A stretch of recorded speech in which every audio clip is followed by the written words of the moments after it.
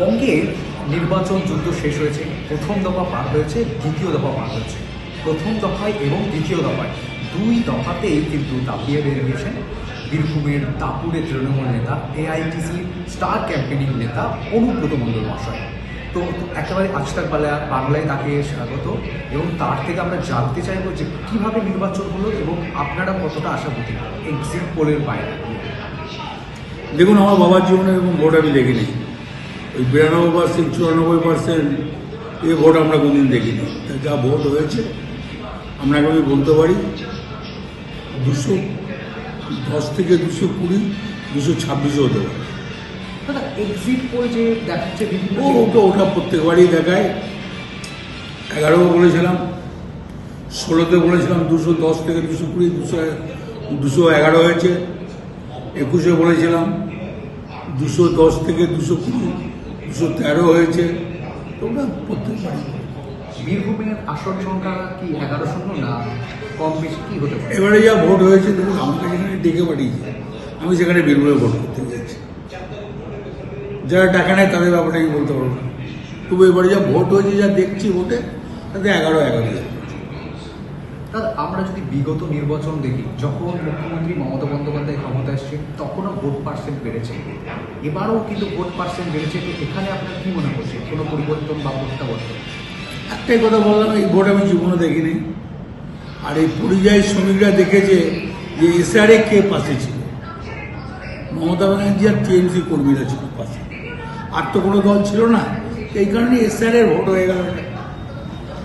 আর আপনি যেটা আমাকে বলছেন বীরভূমে কি হবে, বীরভূমে তো আমি সব আসনে যাই নাই। মানে কোর কমিটির সিদ্ধান্ত অনুযায়ী যে ডাকবে সেখানে যাবে। তো যারা ডেকেছে আমি সেখানে গিয়েছি। আর বাকি কি করে করবো? দাদা, আপনার কি মনে হচ্ছে বিজেপির বড় বড় তাবড় নেতারা তারা বারবার দাবি করছেন যে সরকার গঠন করে নিয়েছে? এগুলো তাহলে আজ তো দেখতে পেতাম, আজকে তো একবারই দেখতে পাচ্ছি না। সরকার গঠন হলো তো রোড হ্যান ত্যান সব অন্যরকম সাজত। আজকে তো দেখাই যাচ্ছে, ওরা তো বুঝতে পেরে গেছে যে এসআরএ ভোট হয়েছে। তাহলে আপনি মনে করছেন চতুর্থবারের আবার মুখ্যমন্ত্রী মমতা হয়েছে। আগামী এরপর কি দাদা দেখা যাচ্ছে যে নির্বাচন হয়েছে বারবার, এরপরে কি দিল্লির যে তাবড় নেতারা, মানে দিল্লিতেই কিন্তু মুখ্যমন্ত্রী পদার্পণ হতে পারে? তেমন একবারে দেখা গিয়েছে যে বিভিন্ন যে প্রদেশে ভারতীয় জনতা পার্টির তাবড় নেতারা অমিত শাহ, নরেন্দ্র মোদী গেছে, তারা কিন্তু মূলত সেই জায়গায় একেবারে সরকার গঠন করেই ছেড়েছে। আর যদি এখানে সরকার না গঠন করতে পারে, তাহলে দিল্লির একমাত্র বিরোধী মুখী মমতা বন্দ্যোপাধ্যায় হবে আগামী ভবিষ্যৎ। 100 মমতা দরকারে প্রধানমন্ত্রী হতে পারে, বাস্তবে কিছু অস্বীকার করা যায় না। আর প্রথম কথা হচ্ছে দিল্লির লিডাররা তো 21-এও এসেছিল, 24-এও এসেছিল, 19-এও এসেছিল, 16-তেও এসেছিল, 14-তেও এসেছিল। কি রেজাল্ট হয়েছে? তাহলে পরিবর্তনে প্রত্যাবর্তনই থাকবেন বলছেন। 100। বীরভূমের জন্য আপনি কি বলবেন?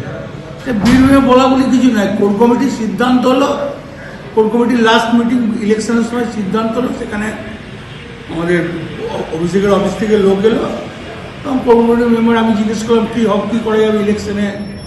তখন বললেন যে যেখানে ডাকবে সেখানে তুমি যাবেন, যা ডাকবে না যাবেন। তাহলে বীরভূমের 11টি আসনের মধ্যে আপনি কোন কোন আসনগুলিতে বিশেষ করে ডাক? আমি নলাটি গিয়েছিলাম, ডাক পেয়েছিলাম। নলাটি গোটাটাই দেখভাল করেছি, মৌরেশ্বর দেখভাল করেছি, সাঁইথিয়া দেখভাল করেছি, তোমার সিউড়ি দেখভাল করেছি, বোলপুর দেখভাল করেছি। আর এদিকে আমাকে অফিস থেকে দিয়েছিল কলকাতা থেকে, মঙ্গলকোট গিয়েছি, ভাতার গিয়েছি, গলসি গিয়েছি, ননেরে গিয়েছি। তারপর আমার একটা কেসের ডেট ছিল, আমি যেতে পারিনি। তো যেগুলোতে অনুব্রত মণ্ডল গিয়ে প্রচারে গেছিল সেই আসনগুলো কি বিপুল পরিমাণে সংখ্যায় নিয়ে আসছে? দেখুন, আমি একটা কথা বলি, এবারে যা ভোট হয়েছে, ভোটের যা সংখ্যা, আমার মনে হয় না কোনো সিট হারবে। তারপরেই বলতে হবে, যেগুলো যায়নি সেগুলো বলতে হবে। তো ভোটের স্ট্রেন্থ দেখে মনে হয় সব সিটই। বঙ্গের নির্বাচন যুদ্ধ শেষ হয়েছে, প্রথম দফা পার হয়েছে, দ্বিতীয় দফা পার হয়েছে। প্রথম দফায় এবং দ্বিতীয় দফায় দুই দফাতেই কিন্তু দাপিয়ে বেরিয়েছেন বীরভূমের দাপুরের তৃণমূল নেতা, এআইটিসির স্টার ক্যাম্পেনিং নেতা অনুব্রত মণ্ডল মহাশয়। তো একেবারে আজকাল বাংলায় তাকে স্বাগত, এবং তার থেকে আমরা জানতে চাইবো যে কিভাবে নির্বাচন হলো এবং আপনারা কতটা আশাবাদী এক্সিট পোলের বাইরে। দেখুন, আমার বাবার জীবনে এরকম ভোট আমি দেখিনি। ওই 92%, 94% এই ভোট আমরা কোনদিন দেখিনি। যা ভোট হয়েছে আপনাকে আমি বলতে পারি 210 থেকে 220, 226ও হতে পারে।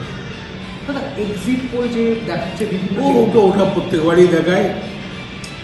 11 বলেছিলাম, 16তে বলেছিলাম 210 থেকে 220, 211 হয়েছে।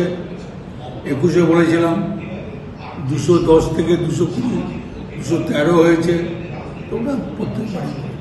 বীরভূমের আসন সংখ্যা কি 11-0 না কম বেশি কি হতে পারে? এবারে যা ভোট হয়েছে দেখুন, আমাকে যেখানে ডেকে পাঠিয়েছে আমি সেখানে বীরভূমে ভোট করতে গেছি। যারা টাকা নেয় তাদের ব্যাপারটা আমি বলতে পারবো না। তবু এবারে যা ভোট হয়েছে, যা দেখছি ভোটে, তাতে 11-11। দাদা, আমরা যদি বিগত নির্বাচন দেখি, যখন মুখ্যমন্ত্রী মমতা বন্দ্যোপাধ্যায় ক্ষমতা এসছে তখনও ভোট পার্সেন্ট বেড়েছে, এবারও কিন্তু ভোট পার্সেন্ট বেড়েছে। তো এখানে আপনার কি মনে করছে, কোনো পরিবর্তন বা প্রত্যাবর্তন? একটাই কথা বললাম, এই ভোট আমি জীবনে দেখিনি। আর এই পরিযায়ী শ্রমিকরা দেখেছে যে এসআরএ কে পাশে ছিল।